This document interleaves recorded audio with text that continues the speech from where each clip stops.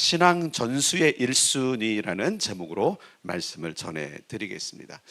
사실 이제 신앙을 전수한다라는 이 의미가 어떤 내가 기술을 가지고 있기 때문에 그 기술이 끊기지 않기 위해서 내 제자들에게 이걸 전수해 줘야 돼, 이런 개념보다도 신앙 전수라는 것은 삶을 전수해 주는 거예요.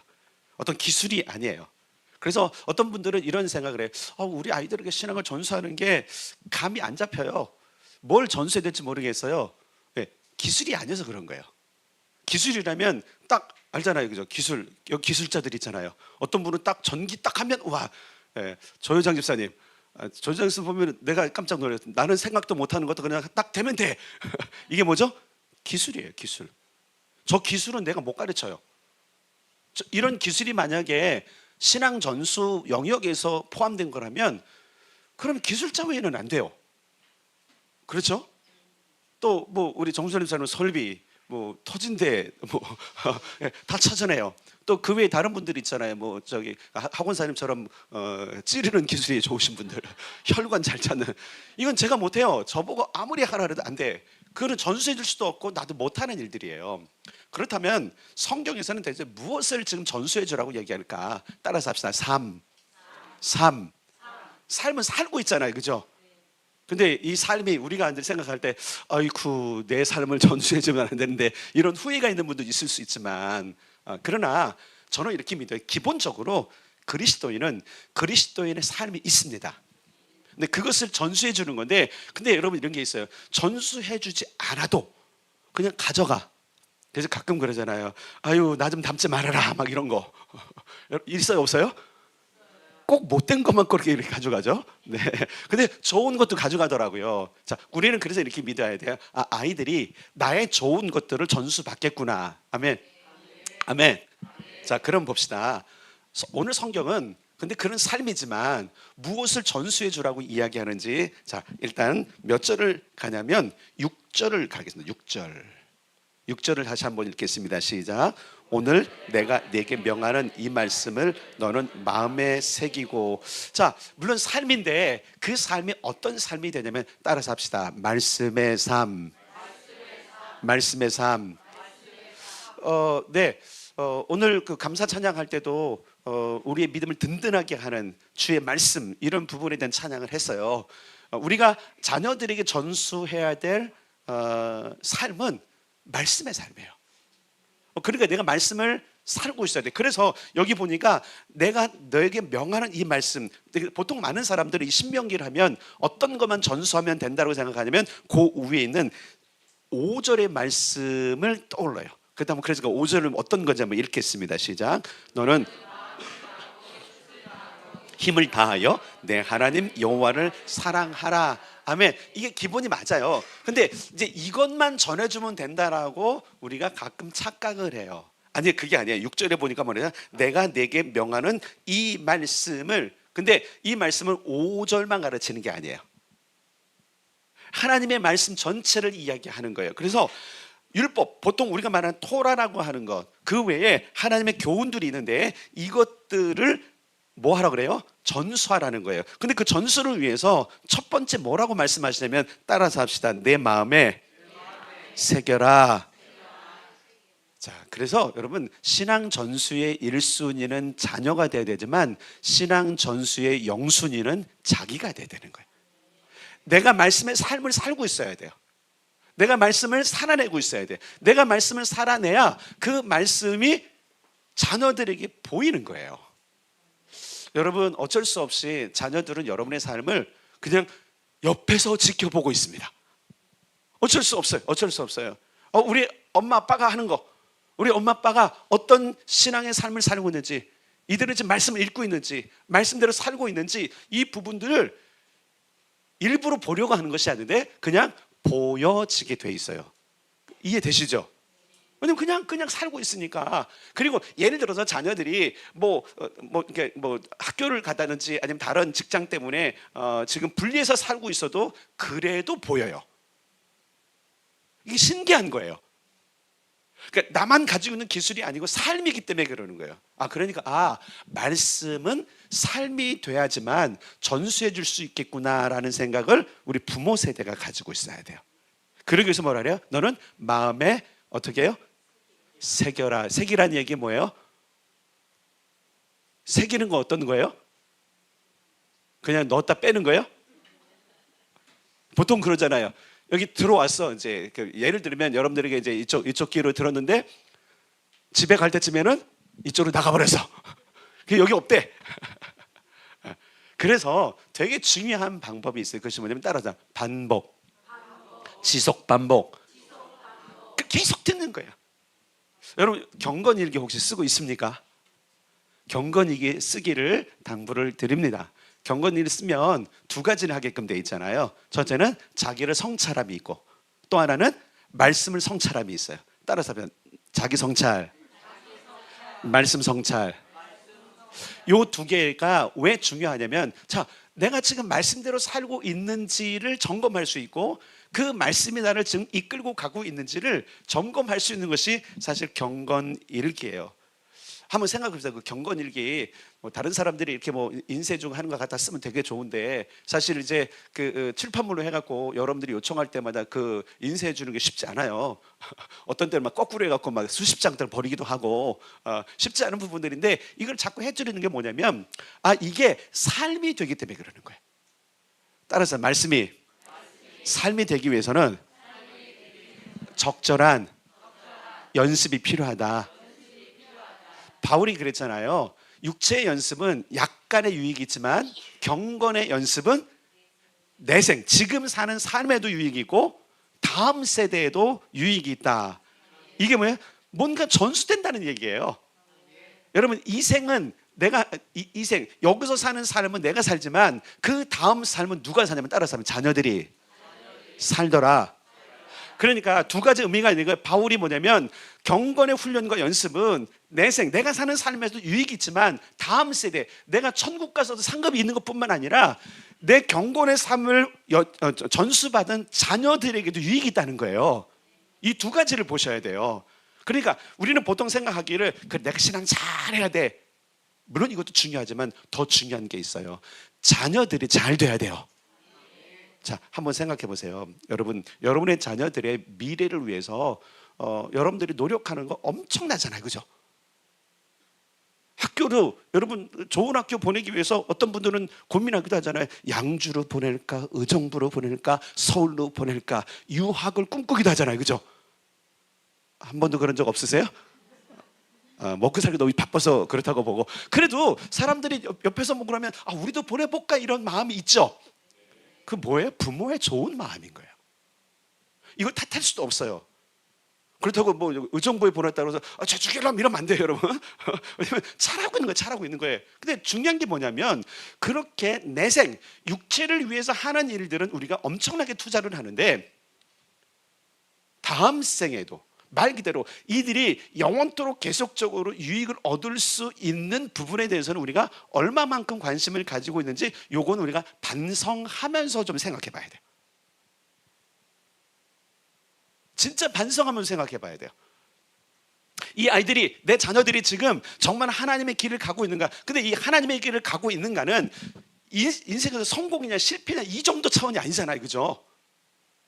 왕권과 영생을 이 아이들이 지금 향해서 가고 있는가 아니면 영원한 멸망의 길로 가고 있는가를 가름짓는 거기 때문에 정말로 저는 우리 부모 세대가 이 부분을 마음속에 이렇게 명심하고 있어야 돼요. 근데 그 모든 것들을 우리에게 가르치는 게 뭐냐면 다른 말씀이더라. 우리가 말씀을 살아야 되는 이유 가운데 하나가 새겨야 되는 게 뭐냐면 그래 이거 천국이 있고 지옥이 있지. 말씀이 없으니까 우리가 말씀이 없으니까 자녀들이 말씀대로 안 살아도 그냥 된다라고 생각하는 거예요. 우리 부모들 의식 가운데 이 아이를 어떻게든지 좋은 학군으로 보내고 좋은 학원으로 보내고 좋은 선생님께 보내려고 하는 그 의식은 뭐냐면 내 안에 뭐가 있기 때문에 그러는 거예요. 정보도 없고 아무 생각도 없는데 그냥 그러면 그냥 여기서 그냥 잘 자라고 그냥 하면 돼. 마치 저와 아내처럼 저희는 좀 그랬어요. 그러니까 뭐 목회에 집중하다 보니까 우리 아이들이 예를 들어서 학교나 학원이랑 보낼 수 있는 상황도 아니었고, 그런 상황 속에서 이런 사람이 아니라면 대부분의 좋은 부모들은 어떻게 하면 좋은 선생님 있는 학교로 보낼까? 그래서 어떤 부모들은 기도해요. 좋은 선생님 만날 수 있는 반편성 될 때 그때 기도하거든요. 잘하시는 겁니다. 잘하시는 겁니다. 근데 뭘 못하고 있냐면, 이 아이들이 그런 것도 좋은데 영생까지, 영원한 삶까지 보장을 받을 수 있는 그 삶을 위해서는 우리가 관심이 덜하다라는 거예요. 그 이유가 뭔지 아세요? 내 마음속에 그 핵심 말씀들이 없어서 그런 거예요. 내 안에 안 새겨져 있어. 그러니까 신앙생활은 해요. 주일은 섬긴다고 생각하고, 그리고 나는 종교는 기독교에서 멋지게 사는데, 문제는 뭐냐면 나의 방향을 이끌 만한, 그래서 이거는 잃어버리면 안 돼, 이거는 내 자녀들까지 반드시 가져가야 돼라고 하는 핵심 메시지가 내 안에 새겨져 있지 않은 거예요. 그래서 한번 생각해 보세요. 부모가 예를 들어서 우리 아이 같은 경우는 똘똘하기도 하고, 이 아이는 목표가 이래야 되고 딱 하나, 예를 들어서 이제 죄송해요, 이렇게 해서 하나가 생겨서 목표가 생겨서 이 아이는 엔지니어를 만들어야 돼, 이것이 핵심으로 새겨져 있으면 아이를 어떻게 하죠? 방치합니까? 아니면 그 엔지니어가 될 수 있는 길을 찾아줍니까? 부모가 맞죠, 그죠? 훌륭한 부모예요. 그런데 왜 우리는 자녀들이 영생을 갈 수 있는 길, 하나님께로 가까이 가는 길을 찾아주려고 노력하지 않을까요? 그럼 답이 뻔하지 않을까요? 내 안에 그게 없는 거예요. 그러므로 첫 번째 영순위가 뭐냐면 내 마음에 새겨라. 아멘 해봅시다. 아멘 해봅시다. 이거는 부모 세대뿐만 아니라 여기 지금 오늘 말씀을 듣는 지금 청소년부터 모든 사람들이 자기 마음에 새게 되는 거예요. 여긴 지금 오늘 본문에 있는 것은 부모 세대만을 향한 것이 아니라 이 말씀을 듣는 모든 지금 세대를 향해서 10대든 20대든 30대든 60대든 80대든 다 이야기하는 거예요. 마음에 새겨라. 마음에 새깁시다. 그것 가운데 하나가 경건일기를 쓰는 거예요. 어떤 사람은 큐티라고도 하고요, 또 어떤 사람은 말씀 묵상이라고 하고, 하여튼 다양한 용어를 가지고 있는데, 이것은 말씀을 듣기도 하고 말씀을 읽기도 하고 생각하기도 하고 깨닫고 그것을 결단하고 삶으로 살아보려면 몸부림칠 때에, 그때 무엇이 되냐면 내 몸에, 내 삶에 새겨지게 되어 있는 거예요. 근데 말씀이 여러분 얼마나 오묘하면, 듣고 가잖아요. 그럼 안 새겨져. 그런데 이것을 말씀을 듣고 내가 그럼 어찌할꼬라고 하는 생각과 더불어서 깨달은 것을 내가 이렇게 살겠다라고 한 번이라도 살면 뭐가 나냐면, 따라서 삽시다. 흔적이 남더라. 근데 그 흔적이 여러 번 되면 뭐가 되는지 아세요? 길이 돼요. 드디어 겨울이 됐습니다. 눈이 옵니다. 쌓이진 않지만 첫눈이 내려서 쌓였는데, 길이 없을 때 어떤 한 사람이 그 길을 밟고 갔습니다. 그냥 발자국이었어요. 근데 그 뒤에 또 한 사람이 오는데 보니까 이 길이 괜찮은 것 같아서 그걸 또 걸었어요. 그 다음 사람도 걸었어요. 흔적이 남기 시작할 때에 그 흔적이 반복됐더니 뭐가 됐더라? 길이 되더라는 거예요. 그러니까 여러분, 경건일기 매일 한 번 쓰는 이 경건일기가 절대 작은 일이 아니에요.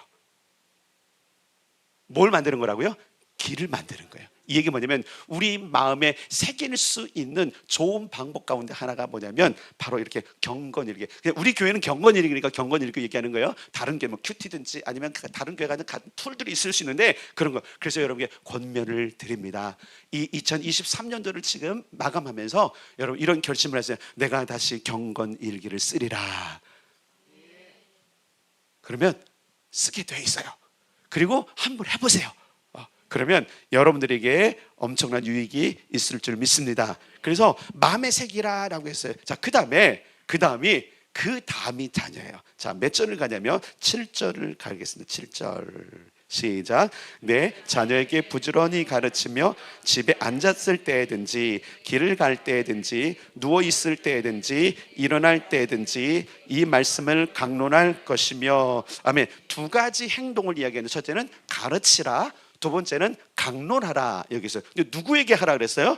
자녀에게. 그러니까 신앙 전수의 영순위는 나지만 그 내가 깨달은 그 말씀이 새겨진 내 삶으로 나타나는 그 말씀의 두 번째 전수는 1순위는 따라서 합시다. 자녀 세대. 이 자녀 세대라는 게 꼭 내가 낳은 자녀뿐만 아니라 영적으로 낳은 자녀도 있는 거예요. 그렇기 때문에 말씀의 전수는 믿지 않는 모든 사람을 대상으로 하고 또 그리고 믿음으로 연약한 모든 사람이 대상이 되는 거예요. 그래서 영순이가 난 거야. 아, 믿음의 연약함 나를 키워야 되겠다. 그리고 내가 새겼으면 그 다음으로 어쩔 수 없어요. 육신의 자녀들이 그 말씀대로 살 수 있도록 도와주는 역할을 우리가 해야 되는 거예요. 근데 두 가지가 저는 가르치라. 그러니까 이제 드디어 겁이 나기 시작하는 거야. 뭘 가르쳐 대체? 뭘 가르쳐? 근데 사실을 가르치려면 따라잡자. 알아야 가르친다. 알아야 가르친다. 자, 이제 이것부터 한번 생각해 보죠. 뭐 단순한 것. 뭐 요즘 그 교육은 좀 달라서 그렇지만 성경이 몇 권이죠? 왜 66권이요? 한 권인데. 아니, 저는 무식한 목사가 있나?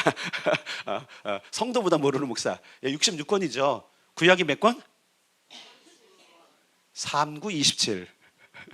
신약이 27권. 예, 3, 9, 27이에요. 그래서 구약이 39권이고 신약이 27권 더하기 66권. 따르면 3, 9, 27.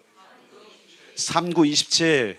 예, 그래서 구약 39권, 3, 9, 27을 신약해서 그러면 27권. 자, 그 책 이름을 다 알고 계시죠? 외우고 계시죠? 갑자기 꿀먹은 버거니처럼 되신 이유는 알고는 있는데 질문할까봐 지금 그런 거 알고 있어요. 제가 안 물어볼게요. 자, 여러분 39권, 27권 저보고 지금 순서대로 외우라 그러면 제가 좀 버벅될 거예요. 근데 재밌는 게 하나 있었어요. 예전부터. 뭐냐면 이것을 노래로 만들어서 했던 적이 있어요. 창세기, 출애굽기, 레위기, 민수기, 신명기, 여호수아. 그럼 또 나와. 신기하게 외우라면 안 되는데 노래로 하라면 돼요. 그죠? 그래서 과거에는 자녀들에게 이것을 가르칠 때 가장 많이 한 게 노래였대요. 노래로 만들어서. 우리는 보통 이제 구전이라고 하는데 구전이 뭔지 알죠? 예, 입을 통해서 전하는데 그 전달하는 것이 가장 좋았던 게, 그래서 유대인들의 풍습 가운데 하나는 흥얼흥얼 거리는 게 있는데 가끔씩 가서 보면 그냥 말씀만 하는 것이 아니라 뭔가 운율이 있더라는 거예요. 여러분 시편 자체가 운율이 있는 거 아세요? 시편은 사실 노래거든요. 그래서 자녀들에게 신앙을 전수할 때 가장 좋은 것이 구전이긴 한데 그것을 뭐해? 음악에 맞춰서 했더니 잘 되더라. 그래서 여러분 자녀들에게 신앙 전수를 하기 위한 좋은 방법 가운데 하나는 뭐냐면 좋다는 것보다 아이들이 세상 음악보다도 하나님을 찬양하고 예배하는 찬송 복음성가를 많이 듣게 하는 것도 방법이에요. 그러나 적어도 크리스찬이라면 창세기, 출애굽기, 레위기 정도는 암송하도록. 물론 이제 교회학교에서 많이 가르치죠. 아동부나 중고등부. 요즘 중고등부 아이들도 이 찬양을 모르는 것 같아요. 기본적으로 할 거는 해야 되는데, 자, 왜 이런 것들이 중요하냐면 뼈대가 뭔지를 알아야 그 다음을 할 수 있는 거거든요.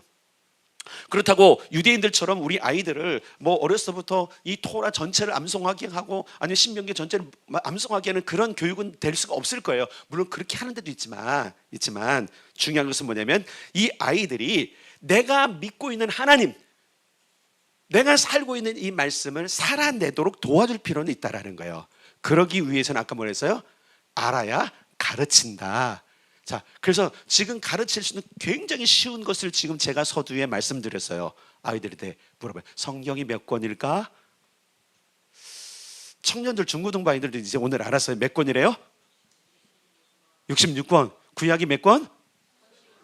신약이 몇 권? 27권. 예, 그러면서 아이들에게 그 내용들을 모르면 성경을 펴면 돼요. 그리고 여러분 성경을 펴면 요즘 성경에 굉장히 좋은 기능이 있는데 그 기능이 뭐냐면 앞에 성경이 뭐가 있는지를 이렇게 써놓은 성경책들이 있어요, 없어요? 자, 구약 목록 해갖고 창세기 50장이더라. 출애굽기가 40장, 제 거예요, 제 거. 그 다음에 레위기가 27장이더라. 민수기는 36장이더라. 해갖고 쭉 있어요. 그러면 아이들에게 창세기부터 말라기까지가 구약 성경이야. 한번 그냥 얘기해 주는 거예요. 자, 그런데 여러분 재밌는 게 뭐냐면 내가 이것을 알긴 하는데 암송은 할 수 없어. 그러나 뭘 알고 있어요? 적어도 우리 지금 인쇄된 이 성경을 보니까 이 앞에 목록이 있더라는 알아요, 몰라요? 알아요. 근데 지금까지 내가 얘기해서 그렇지 한 번도 이 목록을 펴본 적이 없을 수도 있어요. 왜? 목록을 볼 일은 없잖아. 그 얘기 뭐예요? 희망. 내가 이미 알고 있는 거예요. 그 알고 있는 걸 가르쳐 주는 거예요. 여러분, 모르고 있는 걸 가르쳐 주면 거짓말쟁이가 되는 겁니다. 그래서 여러분들이 신앙 전수를 할 때 가장 중요한 건 이런 것뿐만 아니라 내가 알고 있는 하나님, 아멘. 내가 읽고 있는 성경, 아멘. 그걸 전달해 주면 되는 거예요. 다만 가끔씩 교정이 필요하긴 하지만, 그래서 우리가 뭐 하는 거예요? 영순위로. 그래서 뭐예요? 성경을 읽고 암송하고 묵상하는 거 하고, 그 다음에 수많은 훈련을 받죠. 그 모든 것이 나에게 새겨졌을 때 그것은 내가 아는 것이 되는 거예요. 다시 말할게요. 구약 목록표를 한 번도 찾아보지 않은 이유는 뭐냐면, 따라서 하겠습니다. 내가 알고 있기 때문이다. 모르는 게 아니에요. 많은 부모 세대들이 이렇게 생각해요. 내가 뭘 가르치지? 아는 걸 가르쳐 주세요. 아는 걸 가르쳐 주세요. 자, 그 다음에 이제 확 막히는 게 뭐냐면 강론하라요. 강론. 와, 이게 이제 드디어 이거 뭐야, 신학 공부를 해야 되는 거야? 그럼 주석서를 펴야 되는 거야? 뭐야, 목사님한테 가서 뭐 배워야 되는 거야? 자, 그래서 여러분들에게 안심을 드리기 위해서 제가 원어를 연구해 왔어요. 원어를 보니까 강론하다라는 그 히브리어가 다 바른데 여러 가지 내용들이 있는데 아주 간단한 해석을 알아봤어요. 영어에 죄송합니다. 따라합니다. should talk. 뭐 하는 거예요? 말하는데 이야기해야만 한다예요. 할 수도 있다가 아니라 should. 물론 어떤 예외를 두지만 거의 must예요. 너희가 자녀들에게 이야기해야만 한다. 이거는 명령이에요. 다바르는 강론이라는 것이 뭐냐면, 내가 그러면 해석해갖고 뭐 해석한 내용을 아이들에게 가르치고 해서 이 아이를 신학자 만들고 그런 것이 아니라, 네가 알고 있는 하나님, 네가 들었던 이 모든 것들을 이야기하기 시작해. 그리고 해야만 해. 이것이 다바르의 뜻이에요. 할 수 있죠? 이야기할 수 있죠? 못하세요? 이야기할 수 있어야만 합니다. 자, 그런데 어떻게 말하고 있냐면, 오늘 본문을 보면 이렇게 말하고 있어요. 집에 있을 때든지. 그죠? 그러니까 집에 앉았을 때든, 이 얘기, 앉았다는 얘기 뭐냐면 그냥 아이들의 일상생활이 아니라 보통은 집에 앉을 때 유대인의 풍습 가운데 하나는 식탁이에요. 그래서 이런 얘기 들어보자. 식탁머리 교육. 유대인에게 이 식탁머리 교육이 바로 이거예요. 앉았느냐? 그러면 그때 앉아서 밥만 먹는 것이 아니라 하나님 얘기하는 거예요. 하나님의 은혜를 얘기하는 거예요. 밥을 먹어서 저녁을 먹든 아침을 먹든, 저녁을 먹는다면 오늘 학교에서 하나님과 어떤 관계가 있었어? 친구가 하나님 어떤 일을 하셨어? 오늘 너에게 하나님 어떤 분이셨어? 이런 이야기를 계속 이야기하는 거예요. 근데 여기서 말하는 이야기, 여기 바로 다바르는 그냥 나만 이야기하는 것이 아니라 자녀들도 이야기하게 하는 거예요. 자, 아까 말했던 가르치라라고 하는 그 티칭은 말 그대로 내가 아는 걸 그냥 이야기하는 거예요. 이것이 집에도 가능한 거예요. 다만 다바르가 동시에 돼야 돼. 이거면 너가 그것을 이야기해야만 한다. 이 얘기 뭐냐면, 너의 경험치가 얼마니? 부모인 네가 경험을 먼저 이야기해. 그 다음에 뭐예요? 자녀들이 알고 있고 경험한 것들을 말하도록 뭐예요? 장을 열어놓으라는 거예요. 첫 번째, 그것이 어디예요? 집에서. 두 번째, 뭐라 그러냐면, 따라합시다. 길을 갈 때에. 자, 이게 자녀들과 어떤 일을 가면 그 길을 갈 때에도 하나님에 관한 이야기를 하고 또한 말씀에 관한 이야기를 하라는 거예요. 굉장히 촘촘하게. 그 다음에 뭐라 그랬어요? 누워 있을 때든지 일어날 때든지. 자, 이거는 잠자리와 관계 있어요. 우리는 그런 문화가 없지만 뭐 요즘은 이제 그런 문화를 하려고 그래요. 어렸을 땐 특히 아이들에게 동화책 읽어주기. 근데 저는 훌륭한 부모님들 중에 신앙적으로요, 성경책을 읽어주는 부모님들 봤어요. 그리고 성경 만화를 읽어주는 분 봤어요. 참 잘하고 있는 겁니다. 여러분, 자녀들이 누웠을 때에 이야기해 줄 필요가 있어요. 일어났을 때 이야기해 줄 필요가 있습니다. 어젯밤에 하나님이 너를 안전하게 하셨느냐? 오늘 하나님이 너의 인생을 어떻게 이끌지 기대가 되느냐? 그러나 여러분, 이 부분은 중요한 게 뭐냐면 내가 연습해야 돼, 사실은요. 쉽지 않은 부분이에요. 물론 목사인 저도 사실 잘 안 돼요. 이 부분들이. 전에도 이제 가정 예배를 드리려고 애쓰고 했는데 사실 어렸을 때부터 안 해놓으니까 쉽지는 않더라고요. 그런데 따라서 합시다. 불가능하진 않다. 이해되시죠? 불가능하지 않은 거예요.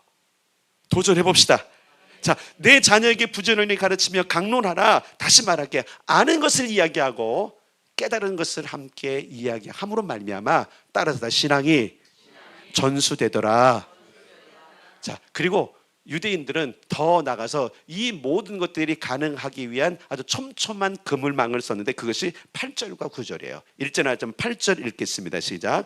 너는 또 그것을 내 손목에 매어 기호를 삼으며 내 미간에 붙여 표를 삼고. 자, 이 얘기 뭐냐면 이 얘기는 너가 그러고 자녀에게도 그러라는 얘기예요.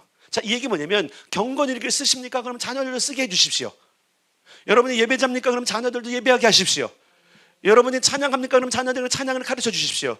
은혜 받은 찬양이 있습니까? 그럼 자녀들 카톡에 보내주십시오. 한 번만 들어봐라. 은혜 받은 설교가 있습니까? 그럼 그것을 자녀들의 카톡방에, 아니면 자녀들이 그런 게 없으면은 왔을 때 함께 한번 들어봅시다. 들어보자. 이것이 뭐예요? 손목에 매며 이마에 다는 거예요. 함께 하자. 함께 하자. 아멘. 가능합니다. 가능합니다. 특별히 제가 이런 말씀을 드렸어요. 우리 자녀들 세대를 위해서 기도, 그냥은 괜찮은데 기도할 때만 되면 하나님이 눈물을 주세요. 저는 그게 주님의 눈물이라고 생각되기 때문에 더 아파요. 아, 우리 자녀 세대를 지금 주님께 너무 아파하시는구나. 눈물을 흘리고 계시구나. 그럼 이걸 어떻게 할까? 예, 우리가 해결해야 됩니다. 그래서 우리가 자녀 세대에게 신앙을 전수하면 그 아이들도 다음 세대의 신앙을 전수할 수 있는 이 3세대, 전 세대의 신앙 전수가 가능하도록 우리 이제 힘써 봅시다.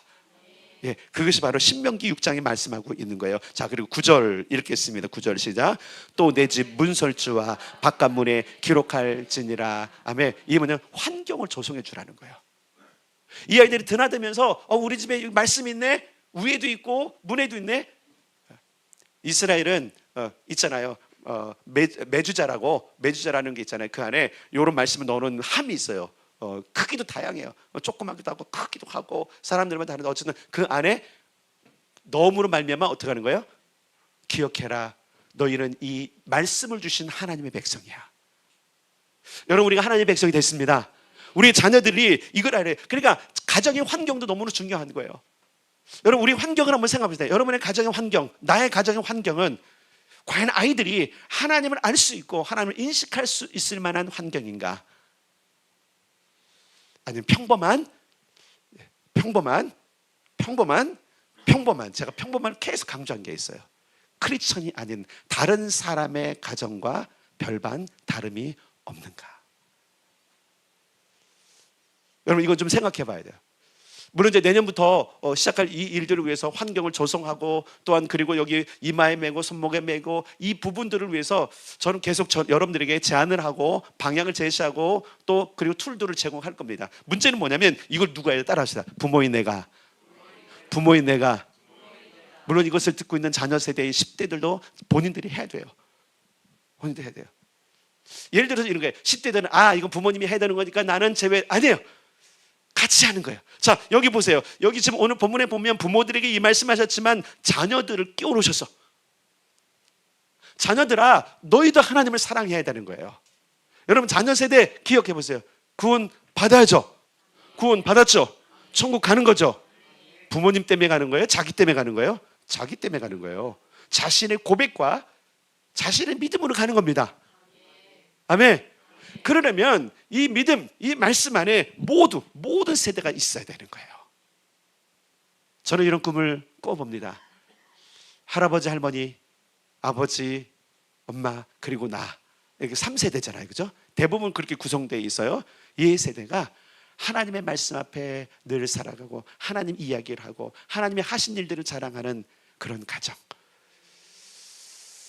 환경이 바뀌어서 가정의 모든 환경들이 하나님을 잘 섬길 수 있는 환경으로 바뀌고 또 우리의 삶의 습관 속에 하나님 이야기를 할 수 있는 그 분위기가 된다면 저는 멋진 신앙의 가정들이 세워질 거라고 그런 꿈을 꿉니다. 근데 이게 하루아침에 되진 않아요. 이스라엘 백성들이 여러분 이것을 어느 날 갑자기 된 것이 아니라 연습하고 훈련하는 거예요. 그래서 어떻게 보면 쪼르륵 달려가고 제사장님께 이거 어떻게 하면 되겠습니까? 그래서 이스라엘은 랍비가 많은 이유가 뭔지 아세요? 해결이 안 되니까 쪼르륵 달려가서 의논을 하는 거예요. 이번에 이런 부분이 발견했는데 어떻게 하면 좋겠습니까? 그럼 랍비는 제사장들과 모여서 이야기를 하는 거예요. 이런 질문이 왔는데 어떻게 하면 좋겠느냐? 그러면 지식층들 있잖아요. 말씀의 사람들이 모여갖고 하고 기도도 하면서 그러면 이렇게 해보자. 그래서 나온 게 사실 탈무드예요. 탈무드가 그냥 나온 게 아니야. 그냥 가르친 게 아니라 하도 많은 질문들 속에서 성경을 해석해야 되는데 그걸 삶에 적용하다 보니까 물론 그러다 보니까 탈무드는 어떻게 보면 성경같지 않아요. 그죠? 왜? 삶 속에서 살아야 되는 거니까 그런 부분들. 그래서 나중에 저는 이런 상상도 해봐요. 각 가정마다 탈무드 같은 것들이 하나쯤 있겠구나. 사실 지금도 있어요. 지금도. 그래서 성경과 교회가 안 가르쳐준 가정 나름대로의 신앙적인 규범들이 있어요. 있죠? 네, 그게 사실은 어떻게 보면 탈무드예요. 우리 한번 이렇게 생각합니다. 나는 내 집에 탈무드를 갖고 있다. 지혜로운 유대인만이 아니라 사실 우리는 갖고 있어요. 다만 그것을 성경에 비추어서 내가 제대로 가고 있는지를 훈련하는 연습들. 내년을 미루지 말고 이번 한 주부터 한번 고민해 봅시다. 나는 지금 어떻게 환경을 마련하고 있고 어떻게 내 이마와 표에 있어서 내 삶을 살아가고 있는지를, 나는 그걸 어떻게 마음에 새기고 있는지를, 어떻게 자녀들에게 지금 가르치고 강론하고 있는지를 고민해보고 그리고 따라서 결심해보자. 행동해보자. 중요한 건 그거예요. 해보는 거. 다시 말할게요. 한 번 해보는 것 흔적이 남지만 두 번, 세 번 반복하면 따라서 길이 되더라. 그 길들을 가지고 있는 것이 여러분 가정에 있는 각각의 탈무드인 거예요. 더 멋진 것이 나올 줄 믿습니다. 더 멋진 신앙의 아름다운 가정이 나올 줄 믿습니다.